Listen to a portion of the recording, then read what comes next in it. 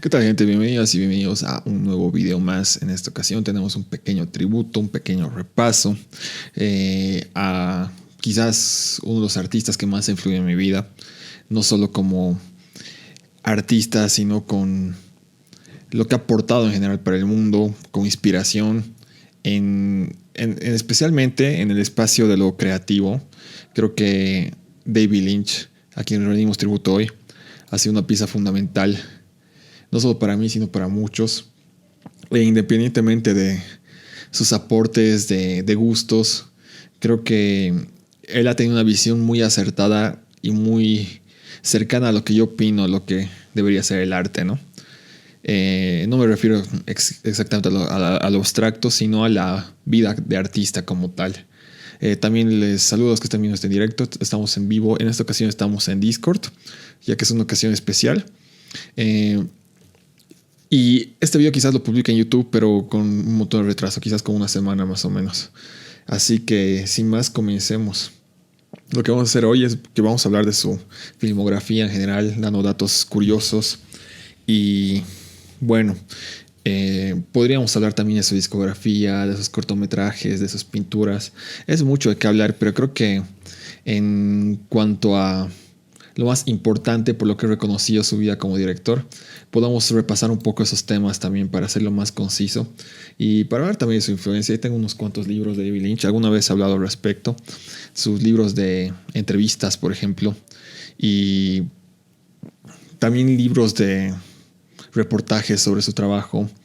David Lynch también es el que ha recuperado esta práctica de la meditación trascendental, ¿no? Yo pienso dar en mayo más o menos una opinión sobre mi experiencia con la meditación trascendental. Creo que es una práctica muy sana, que ayuda bastante, pero creo que como institución necesita mejorar bastante, ¿no? Son vistos como un culto y tienen motivos para ser vistos como un culto, lo cual me parece una pena, pero en general creo que la meditación trascendental es otra de las razones por la que yo admiro mucho el trabajo de Lynch y todo lo que ha aportado a todos, ¿no? Sin más, comencemos. Vamos a hablar de su cine, que es lo que más nos interesa a la gran mayoría. Déjenme ver un ratito, se me desconfiguró todo. Ahí estamos. Vamos a entrar a su wiki.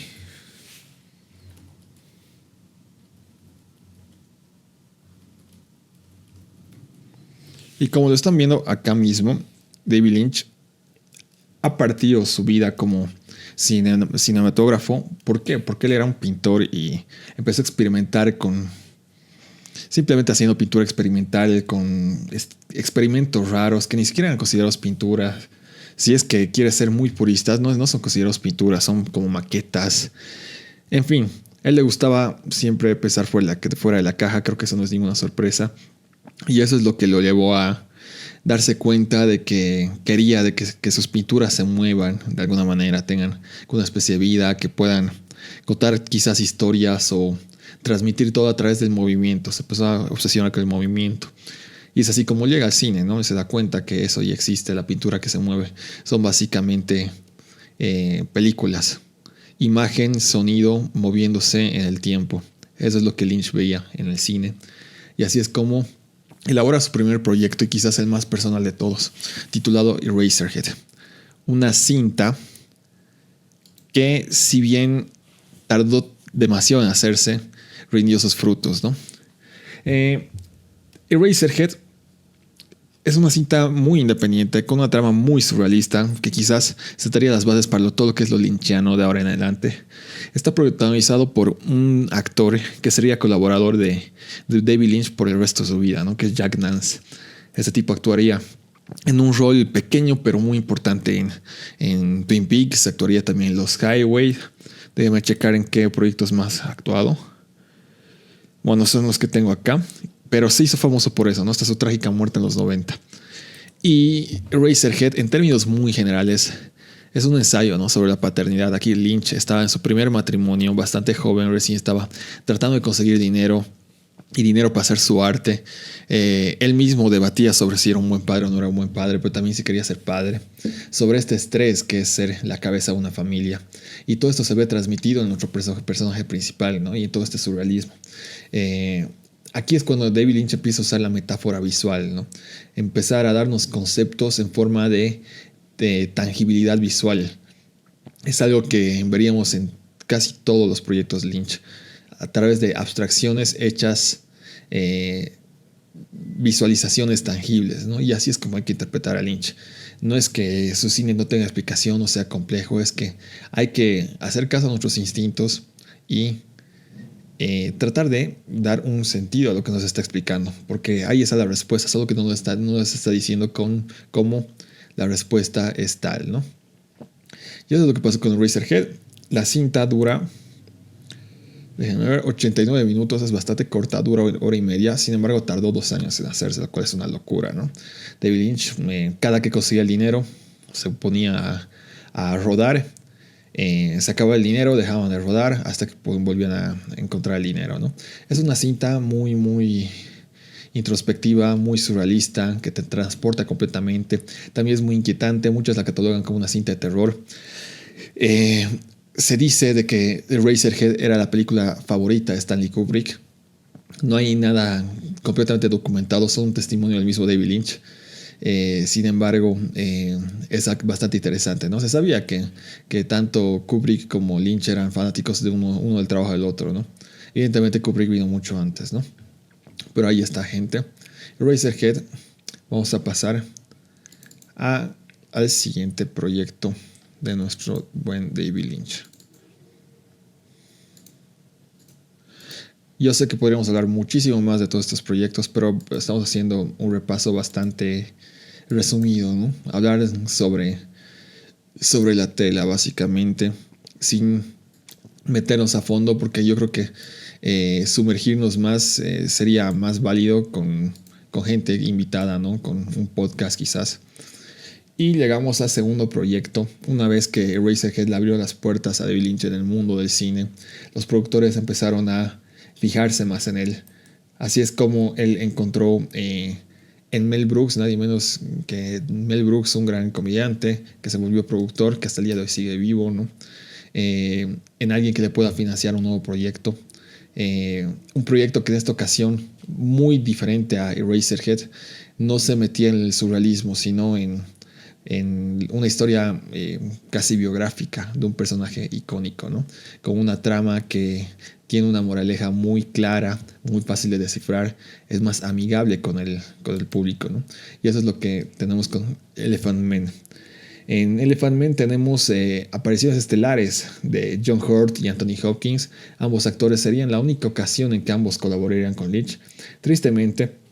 Y no tenemos ningún actor que sea recurrente en Lynch, quizás de las películas más extrañas en David Lynch en cuanto a selección de actores, ¿no? Incluso una que vamos a ver mucho más adelante, que se considera la película menos Lynch de Lynch, tiene actores recurrentes de la filmografía de Lynch, pero este no es el caso. Una vez más, si Eraserhead le abrió las puertas al mundo de Hollywood, con Elephant Man se abrió las puertas hacia el cine erudito, digamos, al cine de primera categoría, que no es un cine B, básicamente, un cine de nominaciones a los Oscars, ya que Elephant Man, siendo su segunda cinta, su primera con gran financiamiento, fue nominada a los Oscars, incluyendo mejor película, mejor director, mejor guión adaptado, ¿no? 8 nominaciones y mejor actor. Eso dice bastante, ¿no? Evidentemente también les dieron reconocimiento por mejor maquillaje y todo esto, ¿no? Con actuaciones alucinantes de John Hurt y de Anthony Hopkins, diálogos hermosos que se te quedan en tu memoria. Y aunque sea de las pelis menos Lynch de Lynch, en el aspecto quizás surrealista, podemos encontrar el valor emotivo que le da Lynch a sus diálogos en sus guiones. Y su dirección se nota bastante con los juegos de cámara, con no querer hacer lo típico que hace Hollywood, ¿no? Porque Lynch te lo plasma de la misma manera siempre. Si quieres hacer una película, escribí 20 o 25 escenas y ya está la película. Sin embargo, no es así de simple ser un director. Ser un director que lleva mucho más. Y eso lo demostró con Elephant Man. Vamos al siguiente proyecto.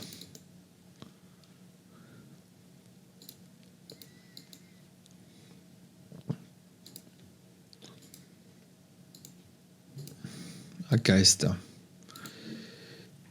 quizás uno de los más polémicos.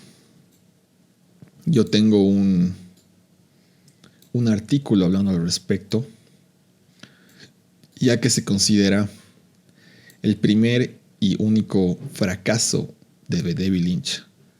Y esto lo digo sin pelos en la lengua porque el primero que lo considera un fracaso es el mismo David Lynch. Fracaso porque le ha ido mal en taquilla, podría ser. Fracaso porque no le ha gustado a la gente, también podría ser. Pero no, David Lynch lo considera un fracaso porque es el único de sus trabajos que se le ha salido de sus manos. De que él no ha tenido el corte final, él no ha tenido la libertad creativa completa. Él lo contrataron para hacer una adaptación de Dune. Este libro que el día de hoy es más famoso que nunca por sus adaptaciones recientes con Denis Villeneuve, ¿no? Obra de Frank Herbert. Un libro que para muchos es inadaptable. Jodorowsky quiso hacer también su propia versión y lo mejor que pudo hacer es un documental sobre querer hacer esa versión. Y David Lynch tuvo una versión, solo que él es demasiado controlador con sus proyectos como para no querer dar una opinión o un discurso. Y es lo que lo llevó a querer meter detalles pequeños que no se encontraban en el libro. Obviamente para alguien que ama su canon, que ama su lore, alguien que ama el universo de Dune, es evidentemente claro que esto no iba a gustar, ¿no? Sin embargo, cuando lo ves como una obra de autor, como también lo iba a ser la obra de Jodorowsky, si es que se le llegaba a hacer, claramente tienen que haber cambios. El mismo Denis Villeneuve seguramente ha metido cambios, ¿no? Yo no he leído los libros de Dune, por eso no les puedo hablar con exactitud ya trasfondo de eso. Sin embargo, leyendo el libro de Lynch sobre Lynch, he sacado un ensayo muy interesante que lo pueden buscar en bocasalada.org, que se llama Dune, el único fracaso de David Lynch.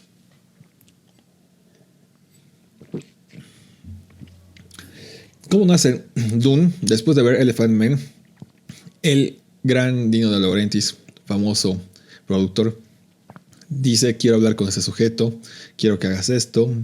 David Lynch está a regañadientes en un principio, pero luego empieza a encariñarse con la idea de hacer una obra en ciencia ficción, ¿no? Él ya había rechazado a George Lucas para hacer el episodio 6 de Star Wars. Pequeño dato interesante que no muchos lo saben. Y plasmó una visión, ¿no? Una visión que fue muy tocada en postproducción sin permiso de Lynch, lo cual causó su enfado bastante grande, ¿no? Con una banda sonora también por el gran Brian Eno. Pero quizás de todo esto lo que más podemos rescatar de Dune, fuera de tener una perspectiva interesante, por lo menos peculiar, de lo que es David Lynch haciendo cine de ciencia ficción, son las primeras colaboraciones de una larga relación. Primero con Kyle Malagan, siempre se me va la pronunciación, o como él lo llama, Cale, el papel protagonista de Polar Trades, ¿no? Tenemos otros actores que también volverían, como Jack Nance. Tenemos a actores que también volverían en Twin Peaks, como Brad Dourif creo que aparece en un capítulo de Twin Peaks. Pero ¿dónde está este actor que estoy buscando? Everett McGill es otro que aparece en Twin Peaks y tiene un rol muy importante también, ¿no?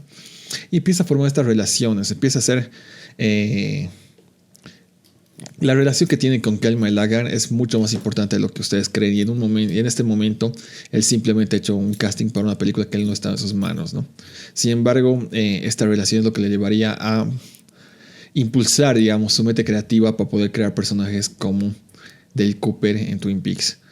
Evidentemente todos con la visión de este protagonista. Entre otros actores que no vemos en la filmografía recurrente de David Lynch, pero que vale la pena recalcar, está... ¿cómo se llama este men? El vocalista de Police. ¿Cómo se me dio el nombre?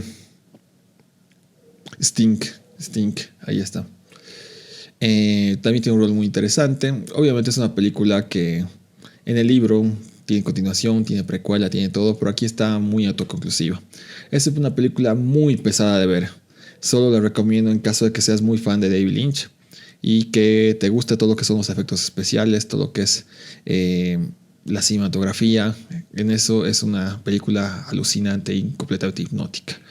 Tiene detalles que no estaban en las manos de Lynch, que fueron agregados a postproducción, como voces en off y todas esas cosas, ¿no? Sí, pero ahí lo tienen. Vamos al siguiente proyecto. Ya nos estamos acercando a la época caliente de David Lynch.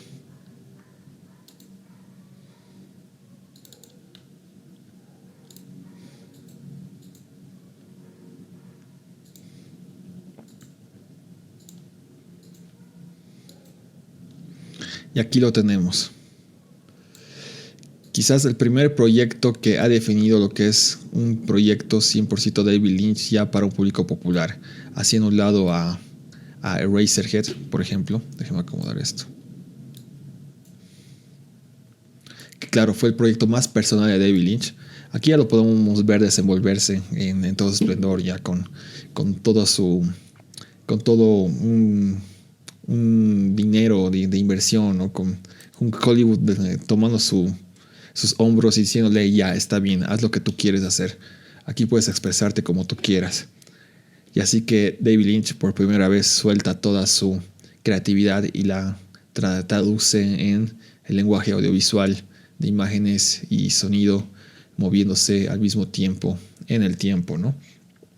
Y así es como nace Blue Velvet, Terciopelo Azul. La historia de un chico que vive en la monotonía de la inocencia, en la monotonía de la América tranquila, donde su infancia lo protege de lo que es el mundo real. Pero él decide arriesgarse, él decide dejar de tener una vida aburrida y decide probar un poco de lo que es el mundo real, el mundo adulto. Y resulta que ese mundo es mucho, pero mucho más oscuro de lo que él imaginaba. Blue Velvet está basado en un sueño que tuvo David Lynch sobre una mujer desnuda, completamente pálida, saliendo de una casa pidiendo ayuda. Y sobre el fetichismo del voyeur, sobre ver el monstruo en uno mismo y encontrarlo además. Una hermosísima película que para muchos es una favorita una vez que terminas de ver la filmografía de Lynch. Quizás también sea de mis favoritas, depende de mi humor. Y también repitiendo a Kyle MacLachlan como el protagonista principal, con Dennis Hopper, una adición alucinante como el papel antagonista, quizás el antagonista más icónico de los 80. Hay una historia muy interesante que no la voy a leer ahora, pero que es muy hermosa sobre cómo Dennis Hopper conoció a David Lynch. Es muy, muy buena. Aquí también conoce a una de las actrices más importantes también en la filmografía de Lynch, quizás la más importante, que es Laura Dern, ¿no? Que también colaboraría muchísimo, pero muchísimo con David Lynch. También aquí tenemos a Isabella Rossellini, quien luego de esta cinta tendría una relación seria con David Lynch, ¿no? Al borde del matrimonio, básicamente, y una amistad eterna que culminó hasta el día de la muerte del mismísimo David Lynch. Ella misma le indució el premio honorífico de los Oscar que le dieron en el 2019. Y qué irónico, ¿no? Que este año también Isabella Rossellini tenga su primera nominación en los Oscar. Y esto culminó una de las cintas más hermosas, más representativas de lo que es el cine de autor en el cine americano, pero por mucho, ¿no? Una película que si te gusta el cine estás obligada a verla. Una película que balancea muy bien lo que es el surrealismo de Lynch, eso de no revelarte todo y dejar que el espectador descifre, sea el propio detective, pero también dando pistas y sin abusar de lo subjetivo. Eso es lo que tenemos con el Terciopelo Azul. Y evidentemente con esto Lynch ya fue catalogado como un director de culto ya para finales de los 80. No necesariamente amado por un público en general, pero ya tenía nominaciones a los Oscar. Ya tenía un pequeño fracaso, bueno, un gran fracaso en este caso, pero también tenía grandes aciertos y era tan apabullado como adorado por la crítica. Vamos a la siguiente película o al siguiente proyecto.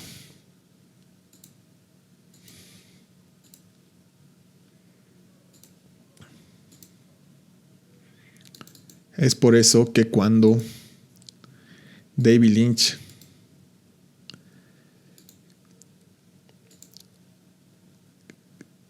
déjame un momento acomodar esto.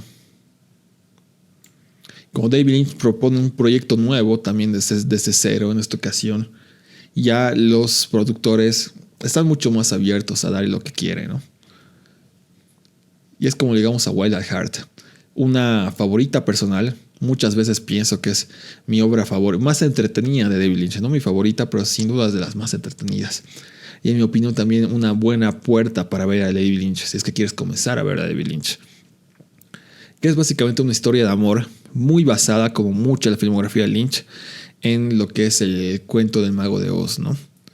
Sobre un criminal que tiene a su novia, que es un adolescente, y el tipo es un fanático de Elvis Presley, y que busca la vida de forma hedonista y de forma anárquica, y sobre dos rebeldes sin causa, básicamente. Sin embargo, también lo que conlleva ser rebeldes sin causa, sobre la violencia y sobre la velocidad del mundo en el que vivimos, o por lo menos de la América en la que se vivía en esas épocas, con un elenco una vez más de lujo, protagonizado por Nicolas Cage, Laura Dern repitiendo su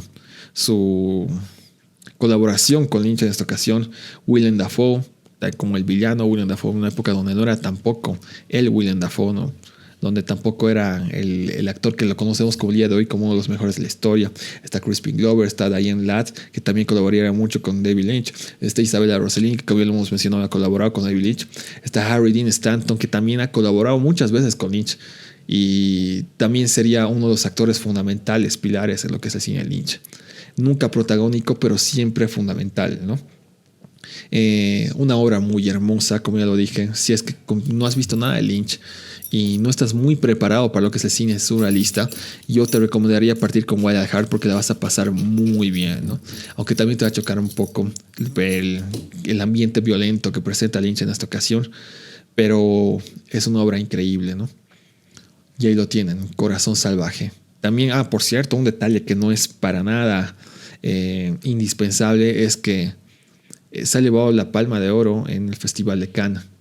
No es un detalle menor. Ha sido un premio que ha sido abucheado por muchos, pero sigue siendo un premio muy, muy significativo, ¿no? Para lo que es la industria del cine. Era el sueño de Lynch, básicamente, entrar a Cannes. Y con esta cinta no solo lo logró, sino que también se llevó al festival.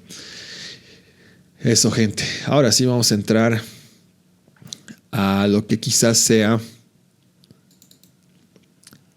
la etapa de Lynch que la gente se lo ha guardado mejor en la memoria. Una etapa que ya saben a lo que me refiero. Conozcan o no conozcan a Lynch. Estoy seguro que conocen Twin Peaks por lo menos de nombre. No es necesario que la hayan visto, pero estoy seguro que por lo menos la pueden ubicar, sea por las referencias a Los Simpson, perdón, sea por lo que sea. Twin Peaks es uno de los productos de culto más icónicos en la historia audiovisual americana y que eso se ha traducido también a la historia mundial con la globalización. Y ahí lo tenemos, ¿no? ¿Qué sucedió? Vino un tipo llamado Mark Frost que hacía televisión, hacía diversas series, guionista, y junto con Lynch se aliaron para hacer un proyecto metacrítico sobre la misma televisión americana, sobre los gustos del público americano en esa época, sobre esa búsqueda de combinar todos los tropos televisivos en uno solo. Muchos catalogan a Twin Peaks como una parodia a los soap opera, a las telenovelas melodramáticas americanas. Yo no considero que sea eso. Yo creo que es una soap opera mezclada con muchas cosas más, pero sigue siendo un autocrítico, una visión, una traducción a lo que es la misma industria de la televisión y del cine, ¿no? Con Lynch demostrando todos los aspectos que hacen el trabajo de Lynch, Esta costumbre de darte pistas, pero nunca darte las respuestas. dejar que tú seas el detective. Dejar que tú seas el detective Dale Cooper al mando de la investigación de una jovencita que en un principio nadie conoce, pero resulta que tiene un trasfondo muy muy oscuro con todo su pueblo y que abrirá las puertas a todo lo que es las miniseries de crimen que vemos el día de hoy. Todas esas series, todos los productos de crimen en el día de hoy creo que se los debemos a Twin Peaks como serie. Pero al mismo tiempo Twin Peaks es mucho más, tanto que no me alcanzarían 5 o 6 podcasts para hablar de Twin Peaks. Podríamos hablar horas y horas de diversos aspectos, diversos detalles. Es una obra tan compleja y al mismo tiempo tan entretenida, tan enriquecida, con esas 2 cortas temporadas que tuvo la serie original. Hay mucho que hablar sobre la revelación, que fue lo que mató la serie, sobre los elementos que le hicieron icónico con esto del cherry pie y de la taza de café, por cierto, que básicamente transformaron a Twin Peaks en lo que es Lynch. Y cada vez que mencionas a Lynch se te viene Twin Peaks a la mente, ¿no? Siempre quise hacerlo, no tuve la oportunidad, pero espero poder hacerlo tarde o temprano, poder hablar en trasfondo de Twin Peaks. Yo creo que serían horas y horas, pero por lo menos la mención se merece. Para muchos, la mejor serie de televisión de la historia. Yo, por supuesto, pienso que si no es la mejor, tiene que estar en un top 5 fácilmente, ¿no? Y es un caso también curioso por todo lo que ha conllevado a esta serie en la cultura popular y todo lo que ha afectado a Lynch para lo que iba a ser en sus futuros trabajos, ¿no? Pero eso ya vamos a ver poco a poco a continuación. Pero antes de continuar, Twin Peaks tiene también muchos de sus estrellas que volverían a colaborar con David Lynch, algunos actores invitados, de hecho muchos actores invitados. Como ya lo mencioné, son muchos tropos muy interesantes que critican todo lo que es la televisión americana. Vamos al siguiente producto. Como ya lo mencioné, porque hay ¿qué es esa pantalla negra? Denme un segundito. Es esto lo que se ha movido.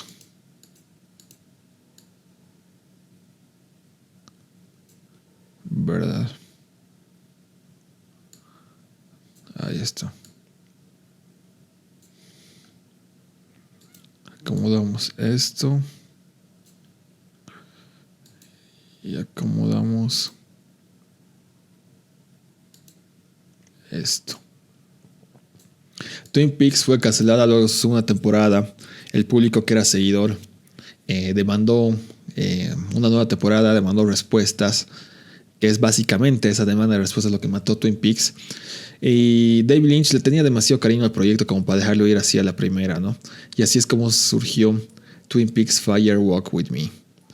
Una precuela de lo que es Twin Peaks, pero al mismo tiempo, en mi opinión, es como una llave para comprender Twin Peaks, para saber de qué se trata y por qué es que ha caído. ¿Por qué Twin Peaks es Twin Peaks básicamente, ¿no? Es muy interesante lo que aquí plantea David Lynch, ya que con la segunda temporada de Twin Peaks ya sabemos las respuestas que necesitamos saber, ya sabemos todo en términos generales. Y la película de Twin Peaks no es necesariamente ese clima, esa mezcla de géneros televisivos que vemos en la serie. Es de hecho un tributo, una especie de razón del por qué Twin Peaks ha comenzado con el misterio de Laura Palmer. Un tributo a su protagonista fantasma, por así decirlo. Es una obra que en su momento, al no ser lo que la gente esperaba, una secuela, una continuación, más respuestas a ser reveladas, fue un fracaso, un taquillero, también por mucha crítica, pero con el tiempo se convirtió en una obra de culto muy amada dentro del horror psicológico. También una obra cumbre de David Lynch, para mí también es otra de mis cintas favoritas en la historia, quizás de todo lo que es Twin Peaks, sin contar con la tercera temporada. Para mí Fire Walk With Me se lleva la flor. Tenemos casi todo el elenco con excepción de una actriz que regresa de la serie, la película. Tenemos otros actores de talla alta como Kiefer Sutherland, que también actuó en la serie. Tenemos al mismísimo David Bowie en un rol muy, muy importante. Y en fin, es una película que para los menos atentos podría confundir y podría rayar más, digamos, a lo que se comprende como Twin Peaks. Sin embargo, si uno presta atención se da cuenta que aquí está todo lo que necesita saber. Y no solo eso, sería también fundamental para lo que pasaría con la obra de Twin Peaks dentro de 25 años. Vamos a la siguiente obra.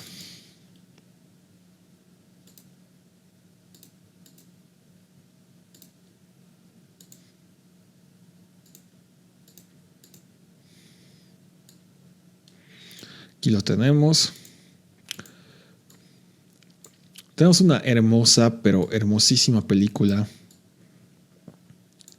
titulada Carretera Perdida, Lost Highway, que es una de las obras que, bueno, sería la primera película post Twin Peaks en la que David Lynch decide arriesgarse más con lo críptico, con dar pistas pero no dar respuestas, con plantear cosas que pueden ser subjetivas, que puedes ver en los sueños de manera tangible audiovisualmente. Tratar de hacerlo tangible. Y eso es lo que es La Carretera Perdida. Una película que para mí es escalofriante. Para muchos la pueden considerar aburrida, pesada porque sí es bastante lenta en su momento. Pero si es que aprecias, si es que la ves con tiempo y con energías, te das cuenta que es otra obra maestra, ¿no? Con una banda sonora de lujo, con una cinematografía también hermosísima. Aquí colabora con actorazos como lo son Bill Pullman, que es uno de mis actores favoritos en general, no porque tenga obras que me gusten, sino como lo valoro mucho como actor. Patricia Arquette, opino lo mismo, que es una de las mejores actrices de la historia, pero ella sí que tiene productos para respaldar.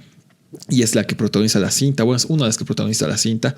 Y diversos rostros que son muy interesantes de ver porque la cinta se basa justamente en lo que son los rostros, en lo que es la memoria. Y ese es el misterio de la cinta que uno tiene que decodificar y darse cuenta qué es lo que acaba de pasar.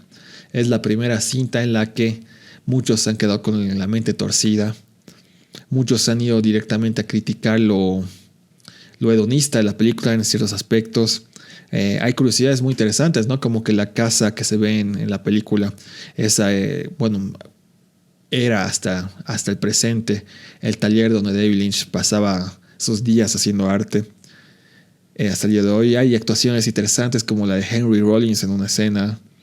Jack Nance vuelve a aparecer también, como lo mencioné, el que comenzó en la filmografía de junto a Lynch con Eraserhead, protagonizado Eraserhead. Hay una canción de opening que se llama I'm the Range de David Bowie también, que se me queda mucho esa escena de intro de Los Highway. En fin, también una obra hermosísima, pero esta no se la recomendaría a alguien que esté comenzando a ver el cine de Lynch. Vamos al siguiente producto.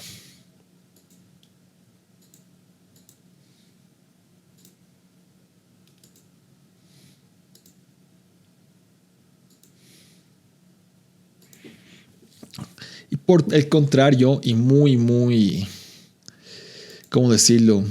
Radicalmente opuesto a lo que ha sido Lost Highway y lo que ha sido Twin Peaks Fire Walk With Me.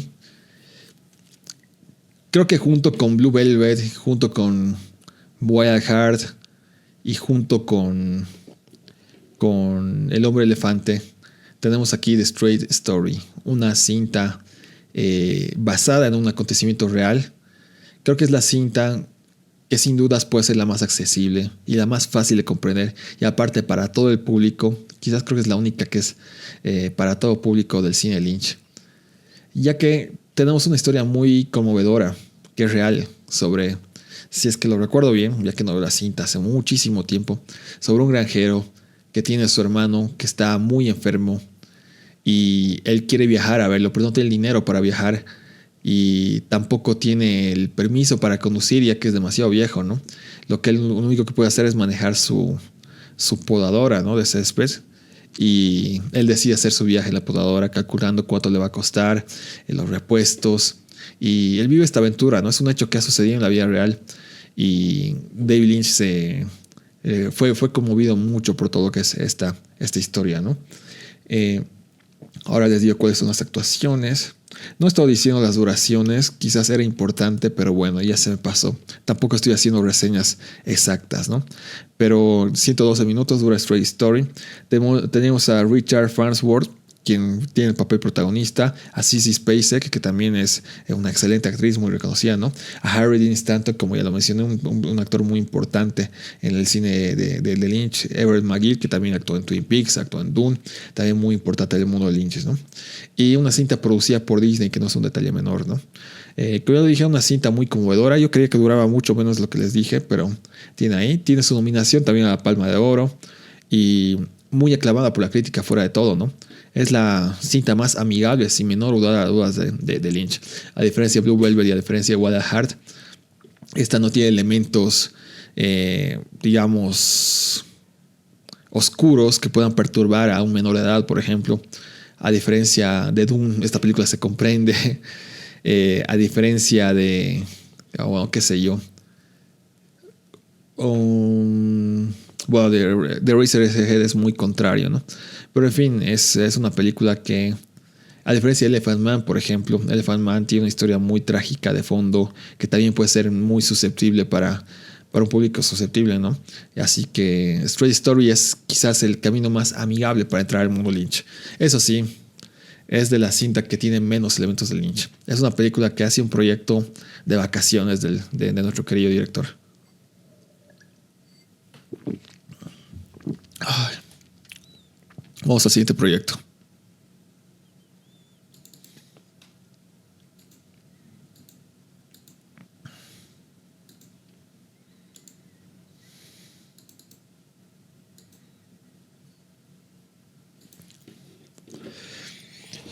Quizás la cinta más aclamada por la crítica en toda su filmografía. También fácilmente una de mis cintas favoritas de toda la historia. Tenemos a Mulholland Drive. Si Twin Peaks era una crítica a lo que es el cine, Mulholland Drive es una crítica a la industria muy de cerca, a lo cruel y al lado oscuro de la industria de lo que es Hollywood. Específicamente, ¿no? en el lugar tangible de Hollywood. Y es muy interesante ya que esta cinta se plantea todo a partir del nombre de Mulholland Drive, una carretera que es la que conduce hacia el camino de la fama en Hollywood. Muy inspirada en lo que es esta cinta hermosísima que también es de mis favoritas, titulada Sunset Boulevard. Y Mulholland Drive nació como un concepto, como una propuesta para hacer un spin-off de Twin Peaks. Sin embargo, evolucionó en algo mucho más grande. Fue filmado un episodio piloto, ya que iba a ser propuesta como una serie, pero no recibió la luz verde. Y luego fue terminada para hacer una película completa. Tenemos aquí la actuación revelación de Naomi Watts. Aquí es cuando David Lynch descubre a Naomi Watts y le da la oportunidad de su vida, con una de las mejores actuaciones que van a ver en su maldita perra vida, ¿no? Naomi Watts, solo con esta película, le basta para ser una de las mejores actrices de la historia. Tenemos a Laura Harring, que también lo hace de manera espectacular. Justin Theroux, que también es actorazo. También le da mucho a lo que es el cine Lynch. Creo que actuó también un par de proyectos más junto a Lynch. Tenemos a Robert Foster, que también volvió para colaborar con Lynch en Twin Peaks. Tenemos a Ann Miller. Tenemos la actuación breve y musical de Rebecca Del Rio, que también es importantísimo para todo lo que es el cine de Lynch y para todo lo que es su vida artística en general. Mulholland Drive, que tiene 146 minutos, 2 horas y 26 minutos, trata sobre una actriz que, ojo con lo que digo, vive el sueño de ser una actriz de Hollywood reconocida y muy querida. Sin embargo, poco a poco se va dando cuenta de que la realidad es más extraña que la ficción y que todo lo que ella creía inofensivo es mucho más allá de lo oscuro, ¿no? Aquí muchos interpretan a Mulholland Drive y no están muy lejos, ¿no? De que se trata de un sueño y hay un momento de la película en el que uno despierta el sueño y ve las cosas como son. Pero yo creo que es mucho, pero muchísimo más complejo que eso. Yo creo que lo que vemos en Mulholland Drive son una vez más abstracciones hechas tangibles visualmente. Vemos ahí conspiraciones que no son conspiraciones, sino que son conspiraciones de la propia mente de uno. Vemos representaciones de lo que es la corrupción en Hollywood, pero también de lo que es el destino, de lo que es la suerte. Es una película muy hermosa para interpretar, pero también si es que no tienes la energía para interpretarla o para pensarla, sigue siendo una magnífica y hermosísima y también muy, muy horrorosa obra para ver cuando estés de humor. Es una cinta que yo una vez cada 3, 4 años la tengo que ver, tengo ganas de verla. Al igual que Sunset Boulevard, por cierto, ¿no? Y ahí lo tienen. Quizás la obra con mejor crítica en toda la vida de David Lynch, sin contar con Twin Peaks, claramente, ¿no? Vamos con el siguiente proyecto, que tenemos solo una cinta más, un largometraje más. Y es el último largometraje de David Lynch. No, me estoy saltando, lo siento, me estoy saltando. Es el último largometraje de David Lynch. Y esto también es importante recalcarlo. Es el último largometraje de David Lynch que deberías ver. Debería ser la última cinta de David Lynch. Cuando ya hayas visto todas las cintas de David Lynch, recién te recomiendo que veas Inland Empire. Una película que lleva la abstracción de las ideas y de los conceptos que David Lynch saca desde lo más profundo de su memoria para poder hacerlo visual y poder darte pistas al respecto, pero se va muy, muy al carajo, ¿no? Es quizás lo más subjetivo dentro de lo subjetivo. Es una vez más una cinta que critica lo que es la industria cinematográfica, pero desde otro punto de vista. Es la primera cinta Lynch que usa recursos digitales, combina cortometrajes que él ya hizo antes, es como un pequeño collage. Es una película dentro de una película, pero también dentro del mundo real. Es bastante compleja y como ya lo mencioné, aléjense de ella si es que no están familiarizados con el cine Lynch. Es una cinta que tiene su valor, que yo puedo decir que me fascina, pero también puedo comprender al que no le guste. Es una complejidad, pero sigue siendo David Lynch en su máximo esplendor, ¿no? Tenemos a Laura Dern, que ya lo mencioné, que es de las actrices más importantes en el cine Lynch. Jeremy Irons, que no recuerdo haberlo visto en otra obra de Lynch. Está Justin True, que ya lo vi, ya lo dijimos que está en Mulholland Drive. Está Harry Dean Stanton, que ya lo mencioné muchas veces. En fin. Véanla cuando terminen de ver todo el trabajo de Lynch. Y una vez más, si no les gusta, lo respeto. Y lo tienen que ver con la mente bastante abierta esto, ¿no? Es lo más complejo dentro de lo complejo de David Lynch en largometrajes. Y ahora sí, para cerrar, gente, vamos a despedirnos con el último proyecto largo que tuvo Lynch dentro del mundo de Hollywood. Y se trata de la tercera temporada, entre comillas, de Twin Peaks, titulada El Retorno, El Regreso. Recibió premios como si fueran películas, básicamente, y no me molesta para nada, ya que es otra obra maestra, pero para mí es una metacrítica mucho más grande y es por eso que la separo de las dos primeras temporadas de Twin Peaks, ya que El Retorno se cimenta sobre los restos, sobre el cuerpo fallecido de lo que ha sido Twin Peaks. Twin Peaks El Retorno es casi un ensayo, casi un documental sobre el hecho de que Twin Peaks haya sido cancelado y haya sido convertido en una obra de culto, y sobre la perspectiva y el impacto que tuvo en la mente, en la psique americana durante tanto tiempo. Y al mismo tiempo es una continuación. Es una propuesta muy, muy compleja que, como ya lo mencioné cuando estábamos hablando de Twin Peaks, daría horas y horas y horas para hablar al respecto. Lo que puedo decir es que sí, es una obra maestra, sin menor lugar a dudas. Lo pongamos juntos o lo pongamos separados a lo que es el Twin Peaks original. Para mí es de lo mejor que se ha hecho en la historia de lo audiovisual. hermosísimo musicalmente, visualmente, actoralmente, creativamente. Es hasta un milagro que productos como El Retorno, Twin Peaks El Retorno, hayan logrado hacerse. Es casi magia, ¿no? Es completamente surrealista el hecho de que El Retorno exista. Tenemos un casting pero enorme, enorme, enorme, con casi absolutamente todos los actores que han colaborado con Leitch en algún momento regresando para una última colaboración. Y también es algo casi profético, ya que una vez que se acabó el rodaje del Retorno, poco a poco muchísimos de esos actores y actrices fueron falleciendo en muy, muy poco margen de tiempo. Los siguientes, antes del 2020, ¿no? Se estrenó 2017. Antes de que termine de editarse la serie, ya se murieron un par de actores, miembros del equipo.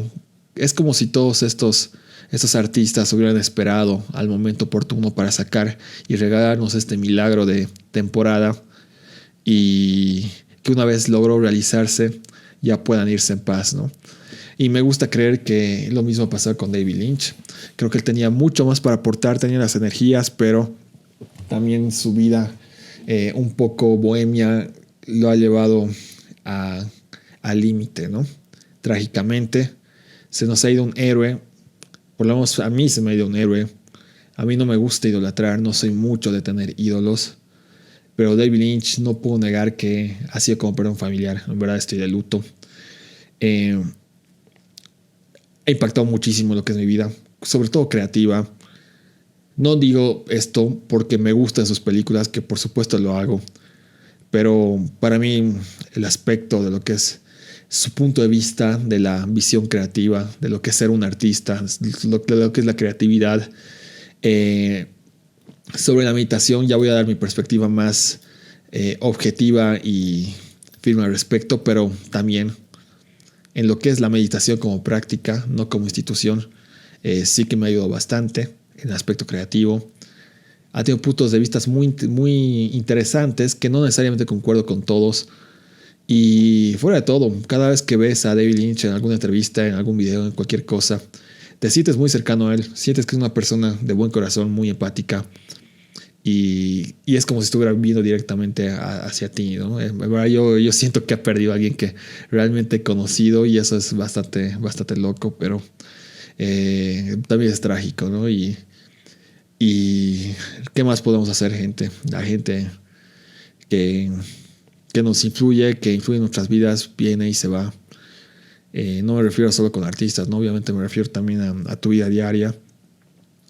Y pensar que hace un par de años, cuando murió Angelo Badalamenti, también le hizo un tributo más específico a Badalamenti con su trabajo con Lynch. Lo pueden buscar, está ahí en YouTube. Pero lo de David Lynch es casi para no creerse, ¿no?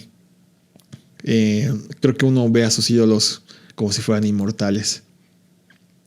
Pero bueno, ese ha sido mi pequeño tributo a Lynch. Sé que casi vomito palabras.